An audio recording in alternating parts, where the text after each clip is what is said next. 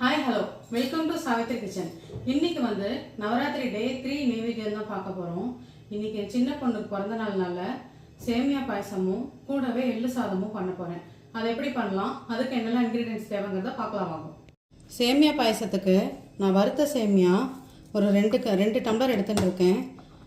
2 டம்ளருக்கு 1.25 டம்ளர் சர்க்கரை எடுத்துகிட்டு இருக்கேன். திராட்சையும் முந்திரியும் எடுத்திருக்கேன். நெய் தாளிக்கிறதுக்கு இருக்குது. பால் எடுத்து வச்சுருக்கேன். சேமியாவை தண்ணியில் வேக வைக்கிறதுக்காக துளி தண்ணி எடுத்துகிட்டு இருக்கேன். ஏலக்காய் தூள் கொஞ்சம். எள்ளு சாதத்துக்கு பார்த்தீங்கன்னா பச்சரிசி நான் 2 டம்ளர் வடித்து எடுத்து வச்சுட்டுருக்கேன். எள் ஒரு 25 கிராம் வர்ற மாதிரி எடுத்துட்டுருக்கேன். உளுத்தம்பருப்பு அதை விட ஒரு துளி கூட இருக்கிற மாதிரி எடுத்துட்டுருக்கேன். வரமிளகா ஒரு 4-5 வரமிளகா எடுத்துட்டுருக்கேன்.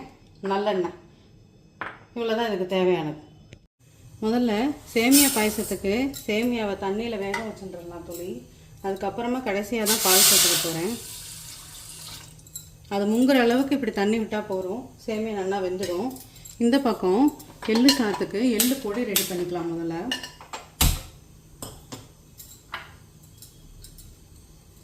உளுத்தம்பருப்பை முதல்ல வறுத்துட்டுடலாம். நல்லா செவக்க வறுக்க எடுத்துடலாம். அதுக்கப்புறம் எள்ளு போட்டுண்டு வரமிளகா போட்டுண்டு வறுத்துக்கணும்.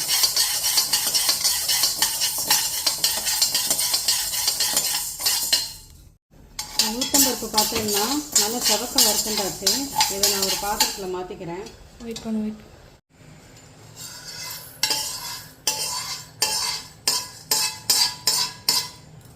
இப்போ இதே பேனில் மிளகா வத்தலையும் எள்ளையும் போட்டு வறுத்து எடுத்துக்கலாம். இந்த பக்கம் பார்த்தீங்கன்னாக்க சேமியா நல்லா வெந்து வந்திருக்கு. இந்த ஸ்டேஜில் பாயசத்துக்கு தேவையான சர்க்கரையை போட்டுடலாம். ஏலக்காய் பொடி போட்டுட்டு பாலையும் விட்டுடலாம்.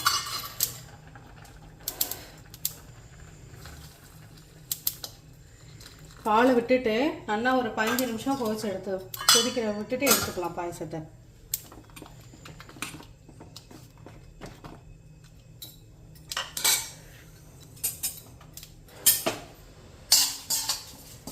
இந்த பக்கம் பார்த்தீங்கன்னா எள்ளு நல்லா வறுபடுறது. எள்ளு நல்லா வெடித்து இந்த பாருங்க, எள்ளு நல்லா வெடித்து வெளியே தெரியாது பாருங்கள். இந்த அளவுக்கு வறுத்துண்டா போதும். இதை இறக்கிக்கலாம்.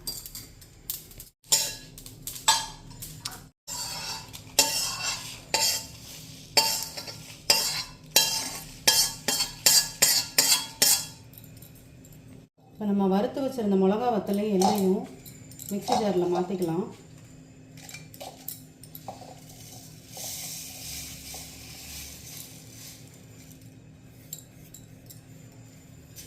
இந்த உளுத்தம்பருப்பையும் இது கூடயே சேர்த்துக்கலாம்.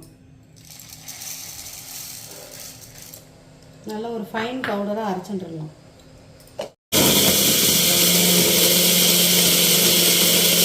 எள்ளு சாதம் பண்ணுறதுக்கு நான் வந்து நல்லா ஒரு 3 குழிக்கரண்டி எண்ணெய் எடுத்துகிட்டு இருக்கேன். நல்லெண்ணெய். அதை விட்டுக்கலாம். இந்த நல்லெண்ணெயில் நம்ம பொடிச்சு வச்சுருந்தோம்லே எள்ளு பொடி அதை சேர்த்துடலாம். இந்த மாதிரி கோர்ஸ் பெருசாக அரைச்சிக்கோங்க. அரைச்சி இதில் சேர்த்துடலாம்.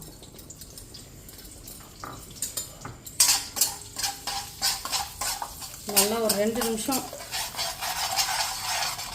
எண்ணெயில் இப்படி கலந்து விட்டுக்கணும்.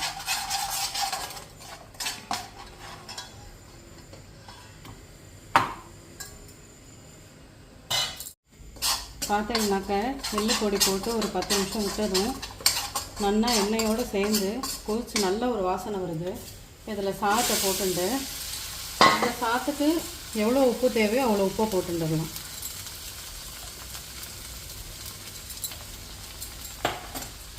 அடுப்பை சிம்மில் வச்சுட்டு கிளறி விட்டுடலாம்.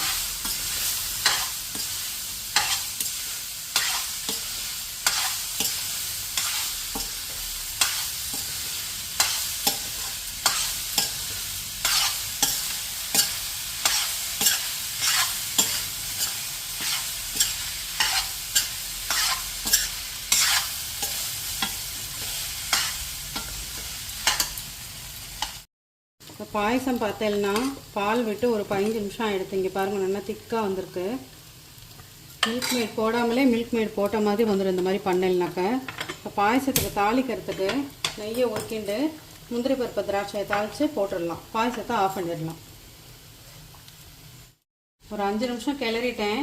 எள்ளு சாதம் ரெடி ஆகிடுது. இப்போ நம்ம நெய்வேத்தியத்துக்கு தனியாக எடுத்துட்டுடலாம்.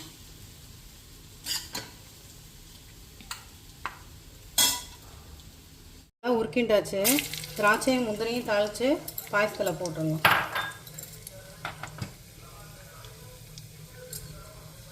திராட்சை நல்லா பொரிஞ்சு வந்துடுது. முந்திரியும் சிவக்க ஆரம்பிச்சிடுது. இப்போ நம்ம இதை பாயசத்தில் அப்படியே தாளிச்சிடலாம்.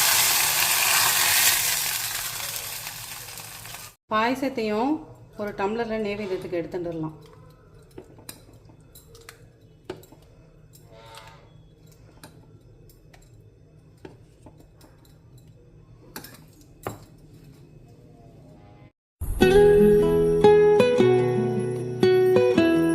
நவராத்திரி 3rd டே சாயந்தரம் நைவேத்தியம் தான் பார்க்க போகிறோம். என்னன்னு பார்த்தீங்கன்னா பாசிப்பருப்பு சுண்டல். அதை எப்படி செய்யலாம், அதுக்கு என்னெல்லாம் இன்க்ரீடியன்ஸ் தேவைங்கிறத பார்க்கலாம் வாங்க. பாசிப்பருப்பு சுண்டலுக்கு நான் பாசிப்பருப்பை நல்லா மலர உப்பு மஞ்சப்பொடியும் போட்டு வேக வச்சு எடுத்து வச்சுருக்கேன். தேங்காய் துருவி வச்சுருக்கேன். கடுகு, உளுத்தம்பருப்பு, கடலைப்பருப்பு, கருவேப்பிலை, பச்சை மிளகா, பெருங்காயம், எண்ணெய், இவ்வளோ தான் தேவை. இப்போ ஒரு 2 டேபிள் ஸ்பூன் அளவுக்கு எண்ணெய் விட்டுக்கலாம்.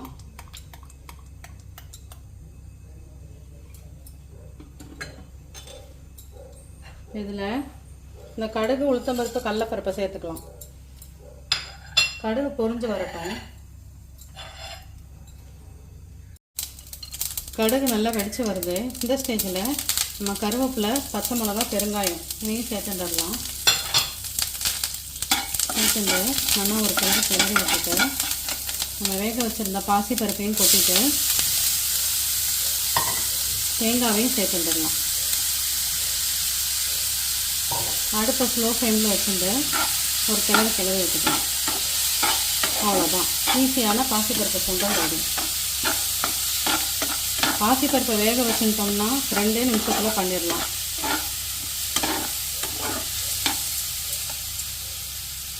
சுவாமி நைவேத்தியத்துக்கு ஒரு கிண்ணத்தில் தனியாக எடுத்துக்கலாம்.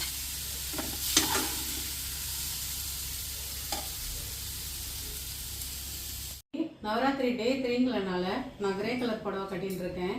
இன்றைக்கி வீடியோவை நான் உங்களுக்கு அப்லோட் பண்ணுறேன். கார்த்தால வீடியோ, ஈவினிங் வீடியோவும் சேர்த்துட்டு. இது வரைக்கும் சப்ஸ்கிரைப் பண்ணவா எல்லாருக்கும் ரொம்ப நன்றி. சப்ஸ்கிரைப் பண்ணாதவா சேனல் பார்த்துட்டு சப்ஸ்கிரைப் பண்ணுங்க.